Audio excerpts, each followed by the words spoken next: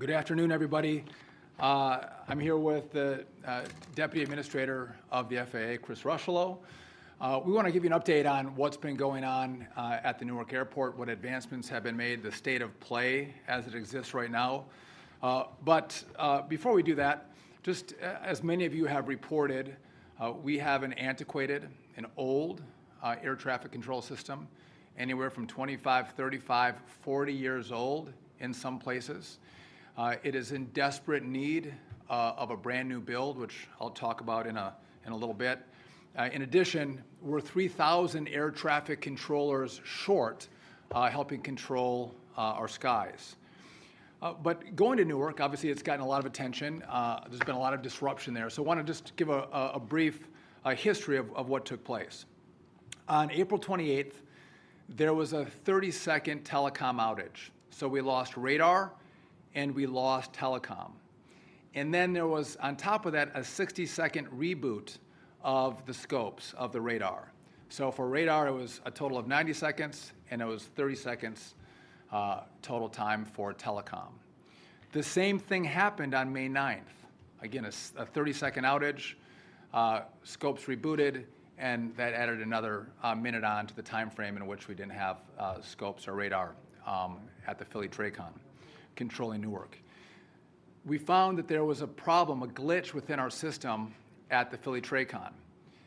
We deployed a software update that actually fixed the glitch. And so on May 11th, the main line, there's two lines, are redundant, the main line went down, and the backup line actually fired, it worked. So our fix to the glitch actually worked. Out of an abundance of caution, the Philly TRACON shut down traffic at Newark for a short period of time, just out of an abundance of caution. And then on May 20th, there was a 2-second, we called it a radio outage, but it was static on the line. So it wasn't a complete failure of the line, but there was static for 2 seconds. We have been working with Verizon. They have one of the lines that we're using. They've worked to harden that line. It's been working as we would anticipate, even though it's not brand new. The existing line has been functioning as anticipated.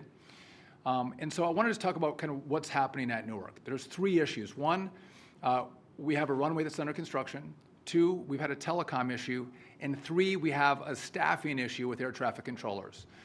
So number 1, in regard to the runway, the Port Authority has done an amazing job.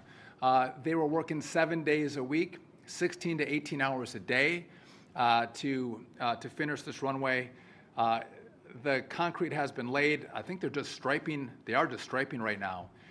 We have a target date of June 15th of bringing the runway online. I think if all goes well, we may be able to beat the June 15th date of bringing the runway online. In regard to telecom, so we've been at this for 30 days since the first outage. Verizon has laid a brand new fiber line between Philadelphia and New York. That was the troubled portion of the line. That's been laid. We're doing some of the connections right now, and then we have to test it. I don't want to overpromise and underdeliver, but if everything goes well, and there can be problems when you test the line, but if it all goes well, we should be able to turn over to this new fiber line at the start of July. After that, we're going to work on the second line that goes from New York to Newark. We haven't had issues with that line, but one of the lines is still copper. We're going to put a new fiber line in. But the main issue, Philly to New York, the problem line, in 30 days, that fiber was laid, and we should be able to flip over to that in short order. I want to quickly talk about the staffing issues that we have. I'm going to probably give you too many numbers, but I'm going to do it anyway. So working the Philly TRACON, we have 27 people. Of the 27 people, 22 are certified controllers and 5 are supervisors. So of the 22 certified controllers, 5 of them have taken trauma leave, and 1 of them is on a medical leave. So out of the 22, you take 6 away, we have 16 controllers working the Philly TRACON. However, in training right now, we have 16 controllers in training. Now, to be clear, these 16, they're not 16 that just came out of the academy. These were controllers that in other airspaces have been certified. They've moved to the Philly TRACON, and it takes them time to get certified on that airspace. And so we anticipate in the coming months, it's on a rolling basis, these controllers in training are going to get certified, and we're going to be able to add controllers back into the system in Philadelphia. I think it's important to know, there's a lot of questions about full staffing of controllers versus how many we have right now. We have 3 or 4 controllers working in the TRACON at a time. So let me just briefly talk about that.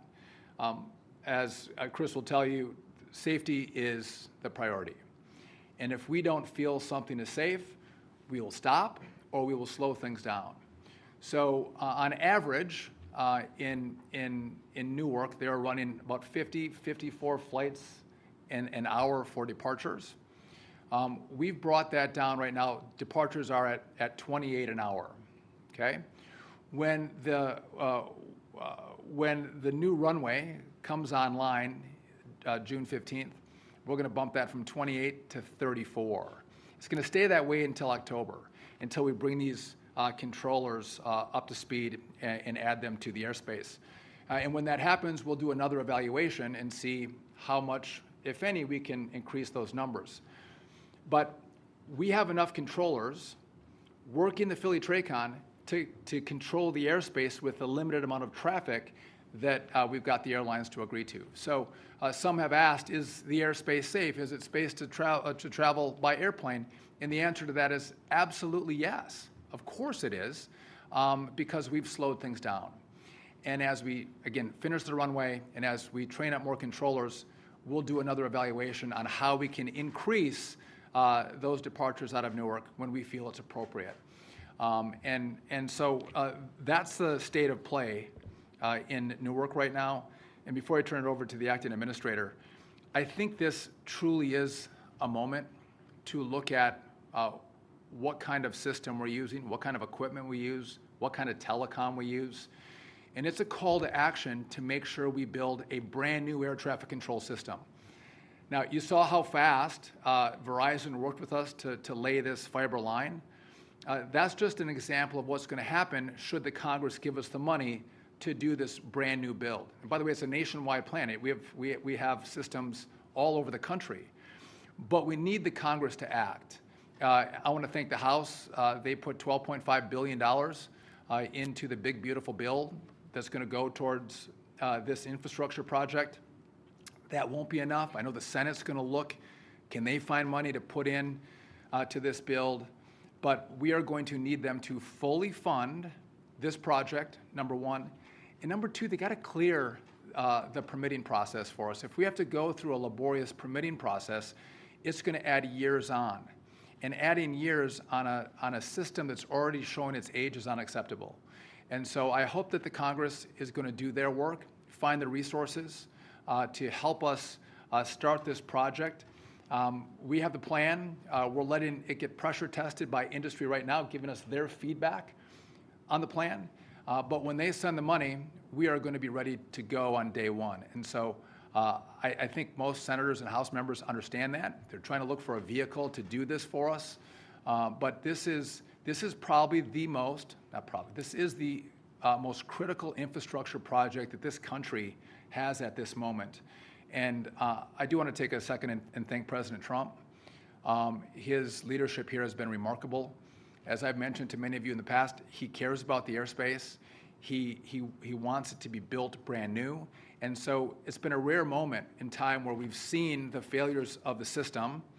We have a Congress that understands it, and we have a president who's leaning into it with us, and we have American companies, corporations that are willing to put the FAA not at the bottom of their list, but put the FAA work at the top of their list to make sure this project gets done in an incredibly quick fashion. And so that's where we're at. I want to turn it over to the acting administrator to fill in the gaps that I might have missed, but we had a fairly good Memorial Day weekend in travel, especially in the airspace. I want to have him talk about that and a few other issues that have come up. Chris Rushlow. Thank you, Mr. Secretary. So let me start on right where the Secretary kind of touched on a couple times, which is the system remains incredibly safe. We had an amazing Memorial Day weekend travel season. I would say that it was record-breaking for Memorial Day. We had approximately 230,000 operations in the system. So related to that, there was less than 1% of cancellations through that holiday season, and less than 3% of delays. So the system is working.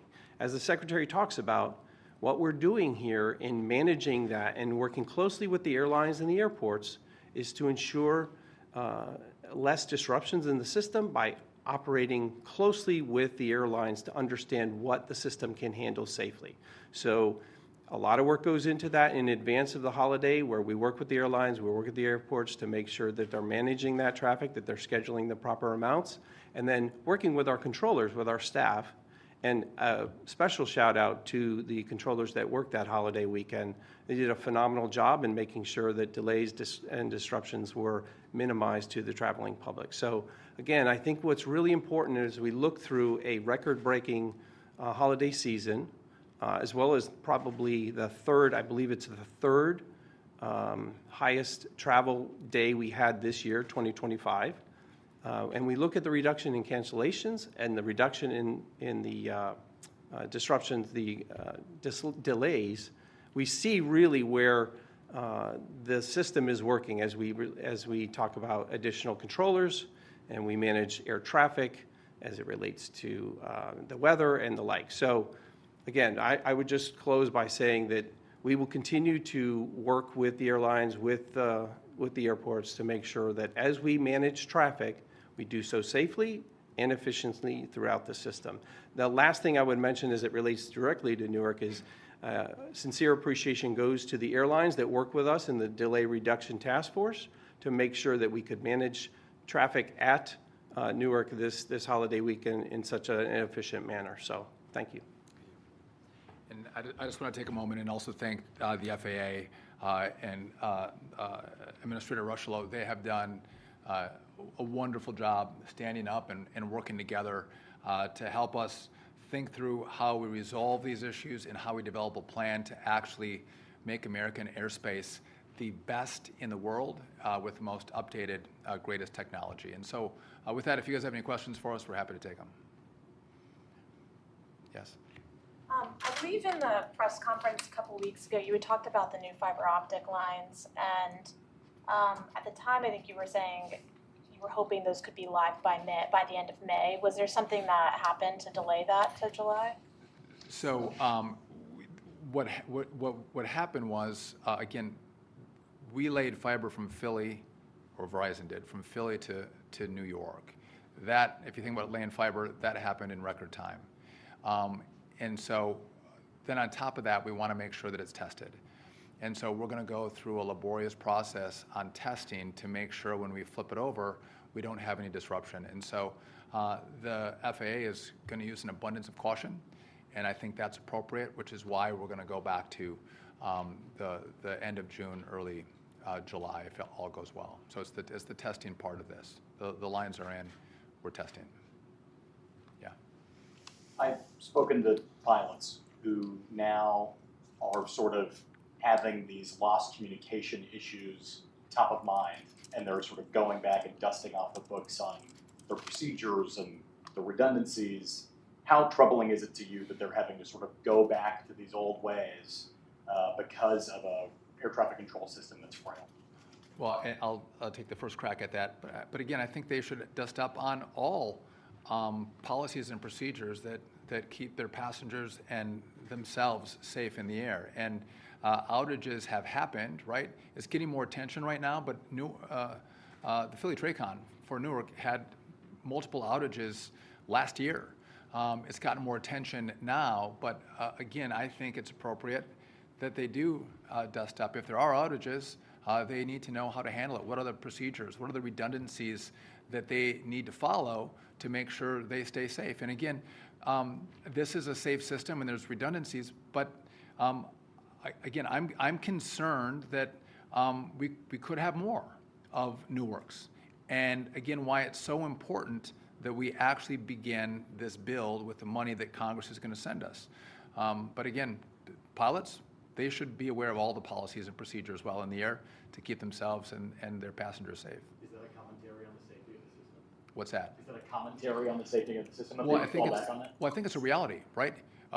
We're dealing with the reality of Newark, the reality that the last administration moved the Newark airspace from N90 down to the Philly Tracon, and these lines were not built. They didn't use fiber, and now we're dealing with that today in real time.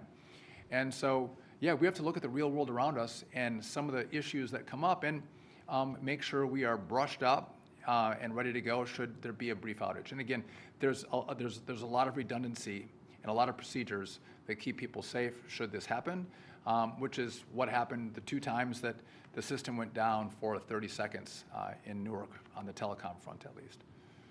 Yeah. You mentioned those outages last year. Air traffic controllers say they raised concerns about the stability of the system back then, and that the FAA did not take their concerns as seriously as it obviously is now. Do you know if that message got through to the FAA, and if so, why there wasn't more of a reaction back then? I'll turn it over to Chris. I'd just say we got here at the end of January, right? So I wasn't here and Chris wasn't there, so I don't know what was done at the previous FAA.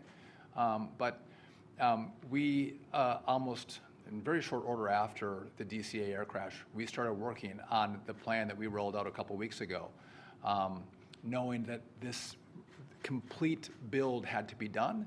And so I can't speak to the last administration. I don't know if you have any information on that or. I would just echo what the Secretary said. Clearly, something wasn't going right when we experienced these outages.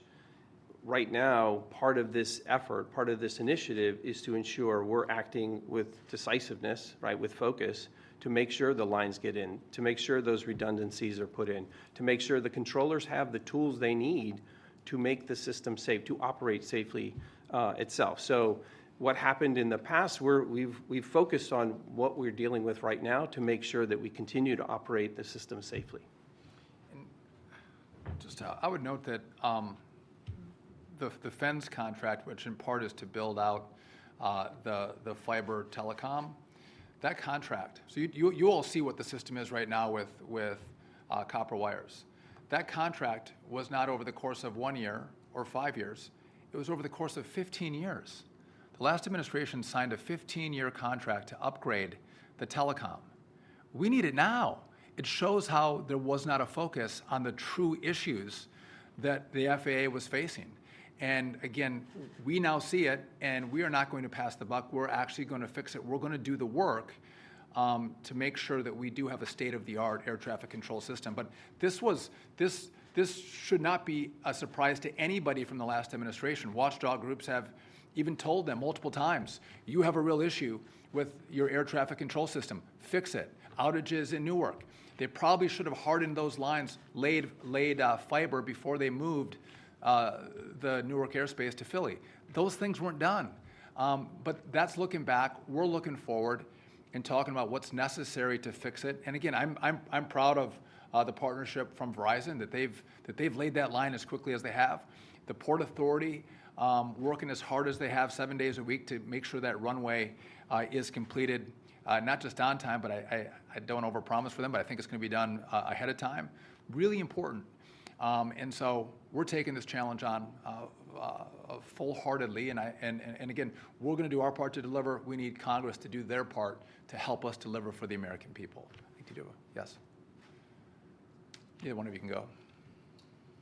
As we move later into the summer months, are travelers being asked to take other airports besides Newark to try to lighten some of that load at Newark?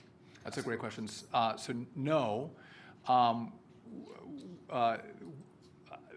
The number of flights with the delayed reduction agreement that we got with the airlines at Newark is a flight capacity that the airport can handle with the number of controllers that we have. So what you were seeing before was a number of delays and cancellations. At 28 an hour, it's going to go to 34 an hour when the new runway comes online. That is a number of flights that that air traffic control can handle. And so if you book, you, I think, are going to fly in Newark. You're not going to see what you saw a couple of weeks ago. So I would say, no, you don't go to another airport. If you book at Newark, you're most likely going to fly at Newark. Those problems, because we've slowed down the number of departures an hour, is now a number that is manageable.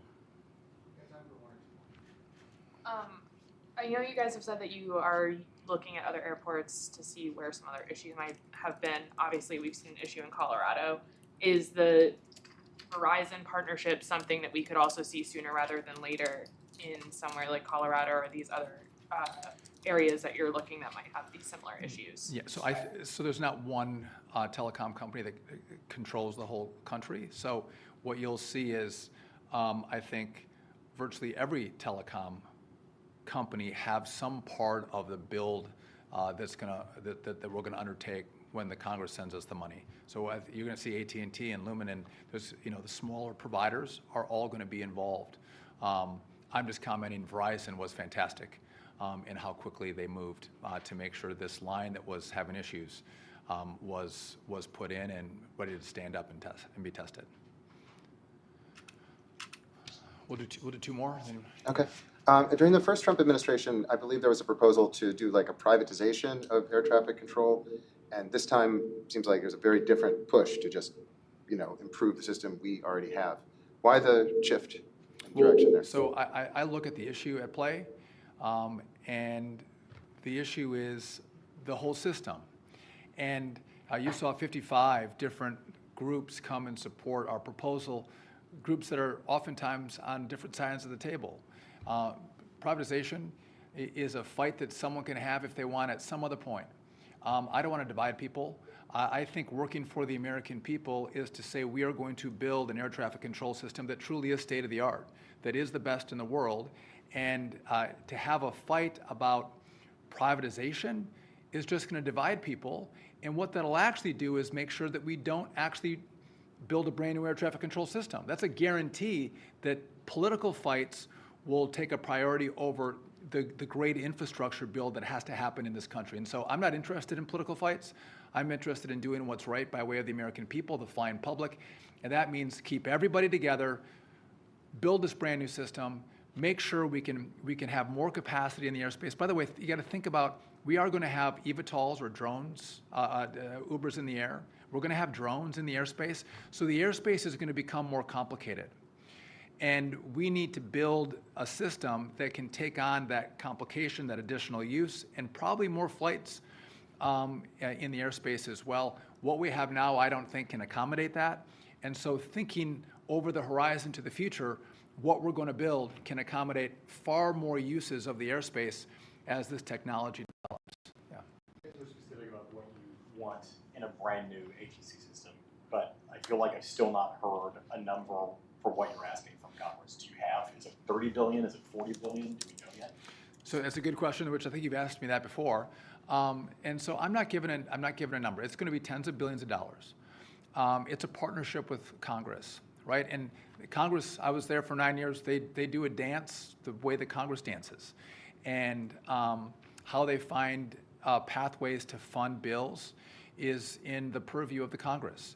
And so I'm having conversations with them at a private level about what I think it could be, but I want them to actually pressure test our number.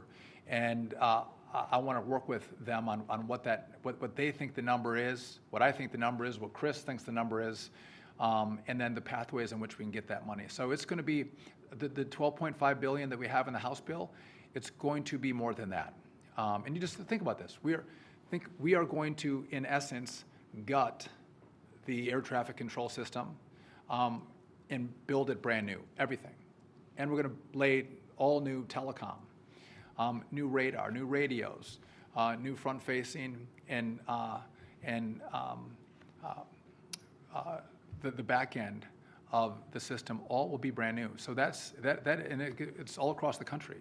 So it's a substantial piece of work, and will take a substantial amount of money. And by the way, I don't think there's a lot of debates on right now about budgets and money and spending and cutting and like that. And again, I'm a fiscal conservative, but the economy a massive part of it comes from our air traffic control system. I mean, whether you're moving cargo or general aviation or the flights that people fly on from point A to point B, it's a huge part of our economy.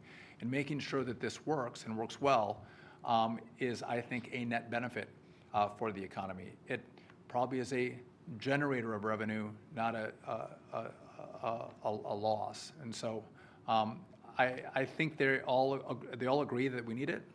They all agree that we should have it. They all don't agree on how we're going to do it and maybe what the number is. And so again, I look forward to continuing to work with them as we go through the process. But we've done our work. We have the plan. We are ready to go. We just need the Congress to step up and do the two things. Again, the Congress has given the FAA partial funding, right? They don't give them the full amount, and they get partial projects. It takes way too long. And again, the technology changes, the priorities change. We need it all up front, which that's a big ask for the Congress to give us the money all up front. That is necessary if we're going to be successful at this project. And again, you can't make us go through years of permits for laying new fiber. We need it now. And I think Democrats and Republicans are going to agree that yes, with certain guardrails around giving you relief on permitting and giving you the money up front, with those guardrails, I think they're going to buy into that idea. It's just they got to figure out how they're going to do it, which maybe is why I left Congress. It's going to be interesting to see how they can do it. With that, listen, thank you all for coming. We appreciate it, and we'll keep you updated as we get new developments. Thank you.